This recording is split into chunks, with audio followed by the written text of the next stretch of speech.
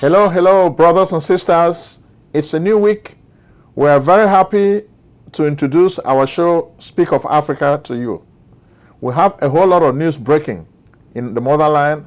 What we do on this show, we try to make sure that we amplify the news cycle. We take a look at what is happening in the motherland, and we try to help you to make sense out of a lot of the news that is breaking up. We're not just like another channel that is trying to make you laugh. We try to look for solutions. So this is a channel that believes in looking for solutions. This week, most of you are complaining about democracy and its discontent. We've said it many times on this show that democracy is a government that was started in ancient Greece. The word democracy originated from demokratia, people governing. Demo means people. Kratia means governing. Government of the people, for the people, and by the people. That's what democracy should be. When a lot of African countries gain what we call flag independence, the people were joyous. They were thinking that for the first time, they're going to be enjoying the kind of self-determination enjoyed by newly independent countries like the United States of America. Because the truth about it is, the United States of America used to be a British colony. India used to be a British colony. After Britain lost these two big colonies, things started changing. So as you can see, even the United States has been a colony, but they freed themselves. And that's what Africans need to do. We have to free ourselves. And that's what we're trying to do on this show. We're trying to teach you the strategies we can use to free ourselves. There are a lot of fallacies people have. What Africa received was not really independence. So it was like democracy without the guarded rails. The rails that make sure that democracy can function smoothly were taken off. It's just like you have a railway track. Most of you have seen trains, okay? When you look at the railway tracks, if you remove those rails, those guards that hold the rails together, the train will veer off track. And that's why democracy has been veering off track in Africa. And that's why a lot of Africans are unhappy with democracy. They feel this form of government has produced no dividends for Africa. They feel this form of government has not developed Africa. As a result, Africans are in despair. They have lost hope. And which is why even this week, we saw the Doctors Without Borders rescue over 200 Africans from the Mediterranean. These people were on their way in makeshift boats to Europe. They are searching for greener pastures. They are traveling north of Africa, so that they can get to Europe, where they think there is El Dorado. Unfortunately, a lot of them get killed. And this particular group had a mishap. Their engine had a failure. The engine of the boat had a failure, so they had to be rescued by Doctors Without Borders, Les Médecins Sans Frontières. Okay? That's what is happening. You can see the pictures. So the African people are not happy. You see them crossing the Mediterranean all the time. We'll keep bringing this story all the time because this is proof that democracy as a form of government is not working in Africa. Democracy works in the West. Why is it not working in Africa? It's because the guardrails of democracy are not there in Africa. You have political operators who take advantage of the fact that these guardrails are not there. And why are the guardrails not there? It is because the former colonial powers and most of these foreign powers, they do not want these guardrails to be there. If the guardrails are there, it means it will be difficult for them to corrupt an African leader. So these Western powers, they wanted things to be done in such a way that anytime they wanted to corrupt an African leader, they could do that easily without having to deal with an institution. Just imagine that Africa had a real parliament. It would be difficult for one president to unilaterally decide to give away Africa's resources to Britain, for example. if Britain had to go through an African parliament, this matter would take time, there will be debate, but naturally, there's no debate because democracy in Africa has no guardrails. The president decides what he wants to do. Last week, we spoke to you about imperial presidents.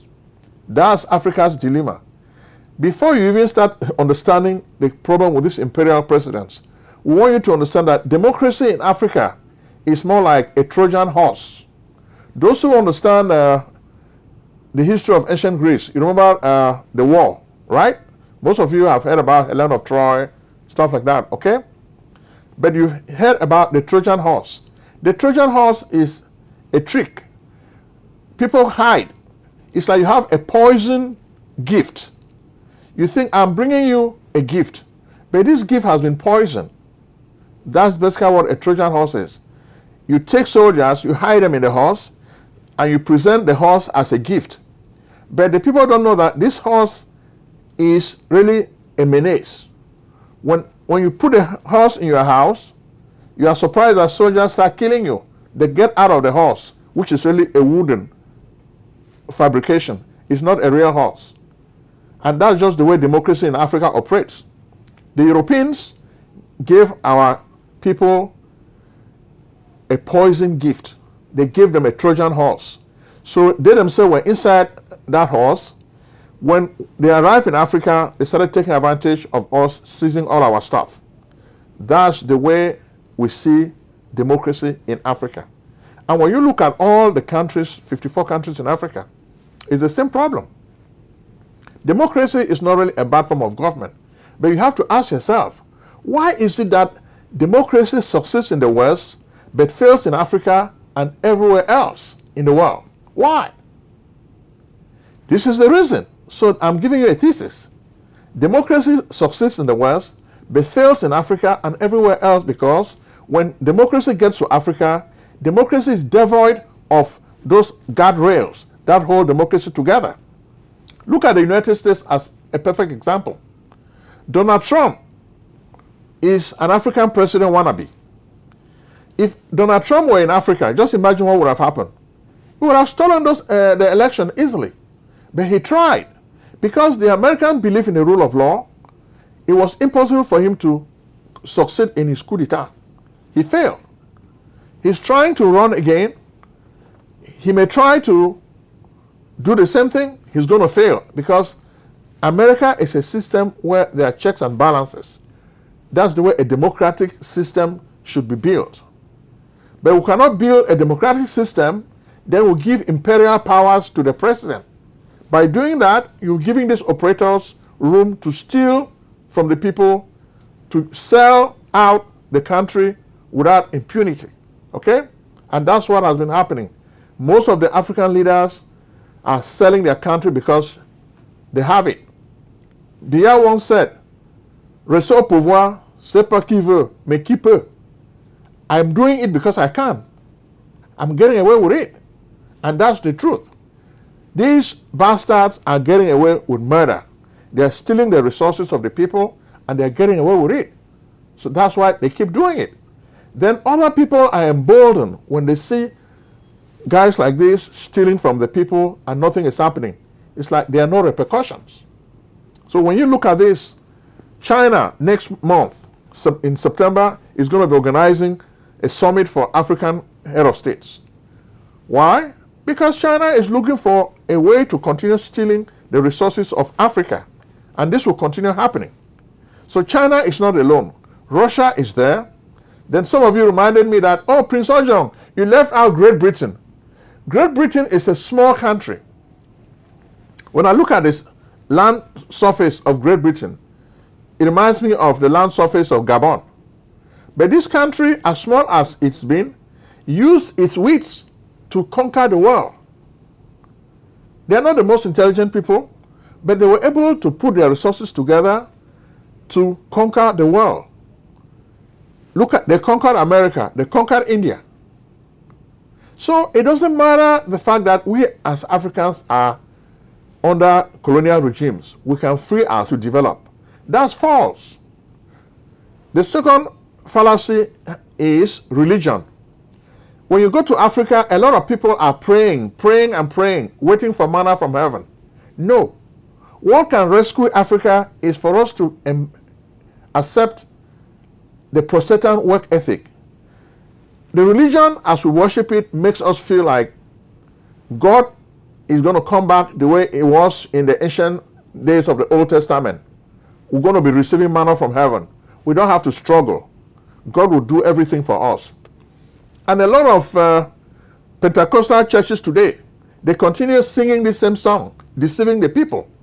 Africa is not going to get things for nothing. We need to do things for ourselves. And this is why I like the Protestant religion, because John Calvin sees the universe differently. We have to do something for ourselves. We cannot just sit and wait for God to come and do those things for us. So religion and magic. Religion and magic, I look at them like the same. Okay? We cannot develop Africa by relying on magic. It will not work. Look at Benin. Benin in Africa is a country that believes in magic and voodoo. Have they developed? No. Look at Haiti. Haiti is probably the country that started using voodoo in the Western Hemisphere. Has Haiti developed? No. So you cannot really develop a country with voodoo. Okay? So this is the second fallacy. If we can get rid of this mental fallacy, it will help us so that we can get on the path of development. Democracy will work if we try to take these fallacies out. Then the third fallacy has to do with our belief in clans. We believe that in order to succeed, I have to be part of my clan. I have to be faithful to my clan. No. Or I have to be faithful to my tribe. If we focus only on our tribes and not the country, then the country will continue suffering. And which is why people in Africa cannot aspire to nationhood, because they believe in the sanctity of their tribe or their clan. You cannot do things just based on your clan. That's very, very limiting. If we can deal with these three areas, we can put ourselves in a very, very good position. But how many African leaders are doing what I'm recommending? None of them, really. Let's start with Ambazonia. Ambazonia is a problem because Paul Biya did not listen to the cries of the Ambazonian people. Okay? His people, like Atanganji, have been coming telling people, oh, the crisis is over. No. Today, as I'm recording this show, you guys send me videos showing 3 police officers who were killed in Boya. Boya is where I went to school. I went to Sasa and I went to Moliko. Okay? So I know that area very well. The Biya government has been saying, oh, Boya is peaceful. There's no crisis there. You can stay there. There's no. Then why did these 3 soldiers lose their lives? Why? If the place is peaceful. The place is not peaceful. We can see very young men, they continue losing their lives. Then there will be a knee-jerk reaction. Oh, let's look for these Amba guys. Then when you see a fake guy, you just call him an Amba fighter. No. You cannot succeed to take out an ideology.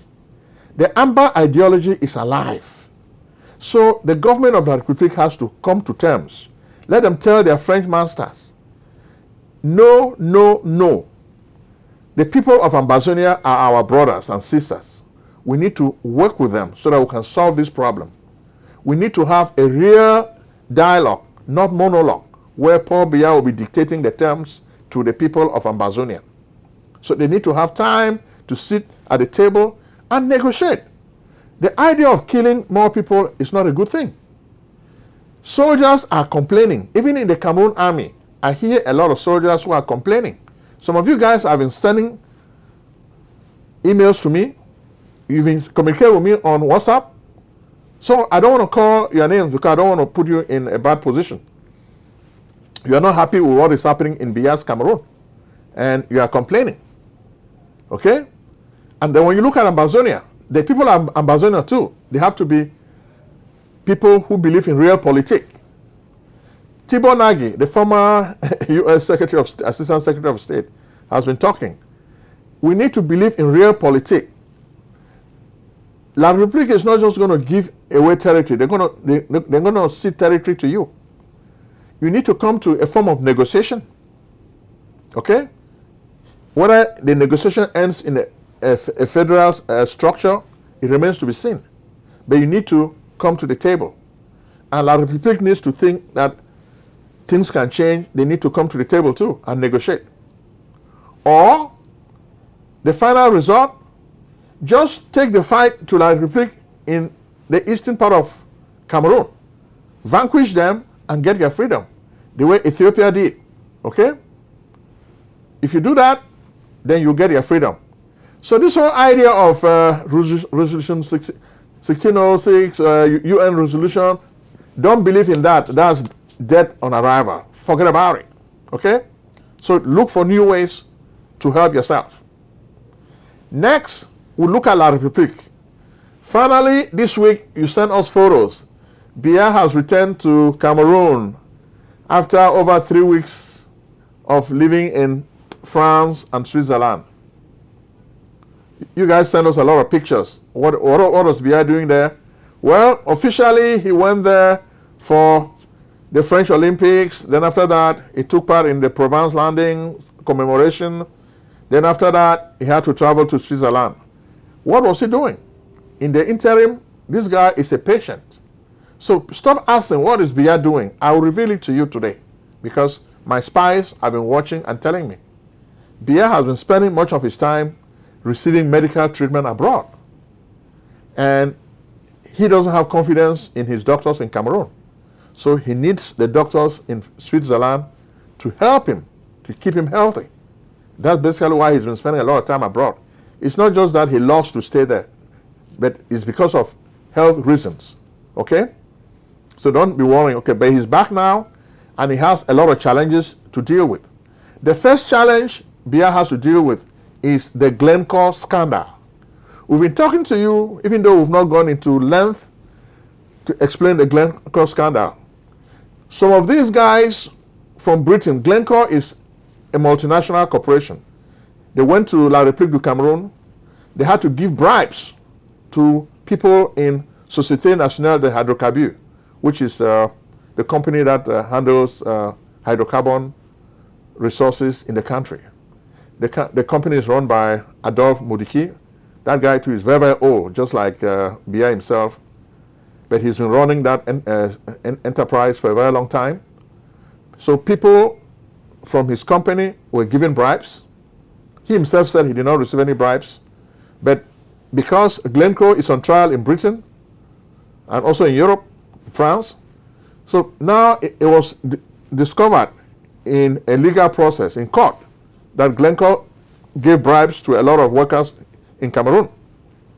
Akaremuna even blew the whistle, but he's not been able to name the names of who the culprits are. But we know who the culprits are. So Biya has been talking about this. Biya needs more money from the international community, but they are telling him, until you resolve this mess with Glencore, we're not going to give you money. So Biya is telling Adolphe Moudiki, can we get to the bottom of this? Adolphe Moudiki said, okay, I'll give you a dossier. Take this dossier and investigate your people yourself. It's like the hunter is hunted. Who are the culprits? The people are suspecting that Ferdinand Gongo, who is the overseer of SNL, is the biggest corrupt individual behind this affair. He took a lot of money from Glencore with his cronies, and they shared this money. The same way Ferdinand Gongo did with money from COVID and created COVID Gate in Cameroon. But nothing happened to him. Why? Because a lot of powerful people benefited from this loot. And we understand Chantal Biya, Biya's wife herself, is involved in this loot. So how is Biya going to prosecute his wife? So Biya's hands are tied. So the Glencore stuff will pass on because a lot of people who are close to the president are involved. The beautiful ones are not yet born. Adolphe Moudiki's wife and Chantal are good friends. It looks like Moudiki's wife has been teaching Chantal the bribery and corruption game. And now Chantal is an expert in corruption. Eritrea. $25,000 to $250,000 per year made easy. Do you dream about making big money? Well, we all do. Imagine joining pharmacy professionals to earn good money. Statistics show that the big pharma industry rules and controls America like a colossus. Do you want to find more details about the hidden gem? Join the Pharmacy Success crew now. Become a pharmacy professional today. Let us train you as pharmacy techs, foreign pharmacy graduates, USA pharmacy students. Learn to earn. We offer affordable online and offline programs. Act now. Browse our website for details, pharmacyprof.com, or call 301-760-0335. The foreign minister of the country has been in jail for a long time. This week, we're told he died in jail. Shame to Isaias Afewerki, who is the president of Eritrea. This guy was one of those guys who fought for the independence of Eritrea. But because he disagreed with the president put him in jail and never tried him. Then what about Gabon? Gabon, we had a coup d'etat, but this coup d'etat is different from what obtained in Mali, Niger, and Burkina Faso. This coup d'etat is not really a revolution where the people want freedom. Oligui Nguema is Bongo's relative, so it was just like a palace coup. Bongo is messing things up. He's moving closer to the Anglophone world. France did not like it, so they had to put him in check, get him out. Okay? But Niger, Mali, and Burkina Faso, they are really anti-France and anti-West, and for good cause. This week, they've written a letter to the UN complaining about the role of Ukraine. Remember the Ukraine war, right? The Ukraine war is felt in Africa.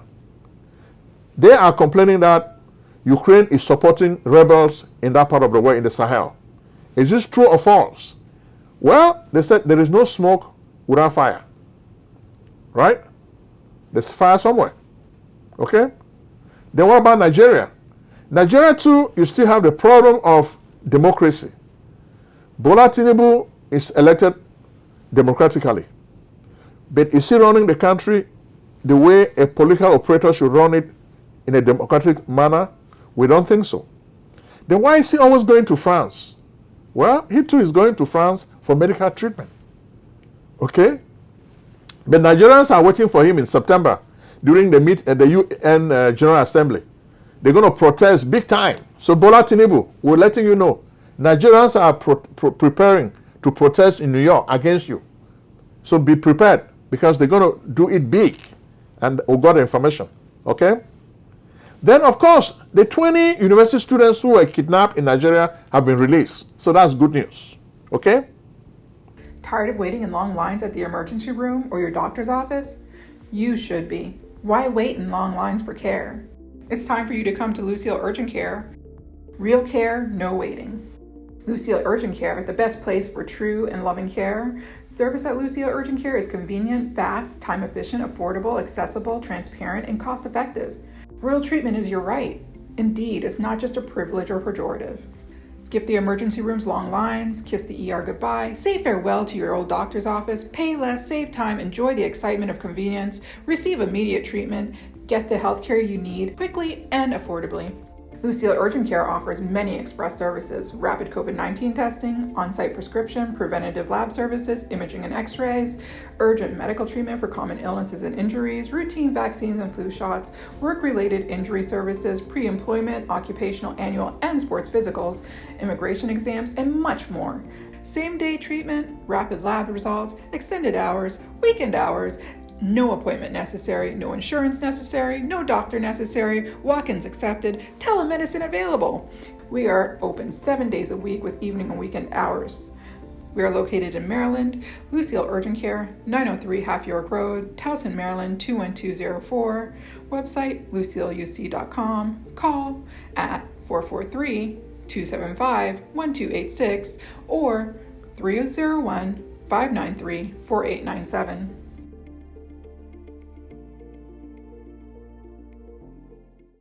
Then finally, Sudan. You know there's been fighting going on in Sudan.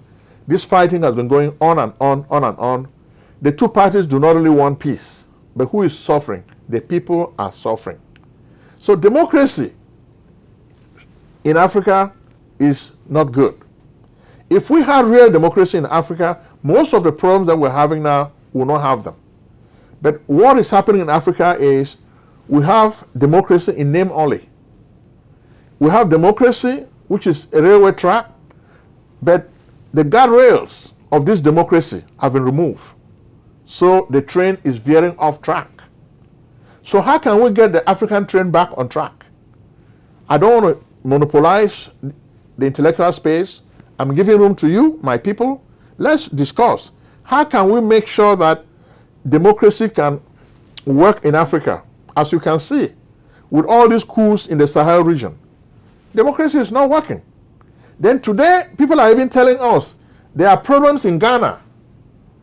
The Ghana army is preparing a coup d'etat. If the elections in December turn violent or don't go well, the army is planning to take over the country. So we're just informing the Ghanaian leaders. Be careful. You know what has been happening to Ghana in the past, right? Too many coup d'etats, even after the overthrow of Kwame Nkrumah. So do you want to go back to that dark night? Then some of your guys from Togoland have been talking to us. We have some interviews we're going to do with the guys from Togoland because there are problems in Ghana. Togoland is a big one, and we're going to talk about it in the future. Thank you very much for watching this show. May God bless you.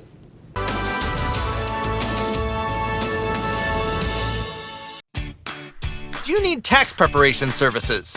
We can help. Contact PJ Tax Service, America's only full-time income tax preparers. Like the good old doctor, we do not close our doors after April 15th. In fact, we stay open all year round in order to serve you. We are located at 11207A, Lockwood Drive, Silver Spring, Maryland, 20901. Make an appointment today with Prince Ojong, your tax expert. Call 240-350-1131 or visit us on the web at www.pjtaxservice.com.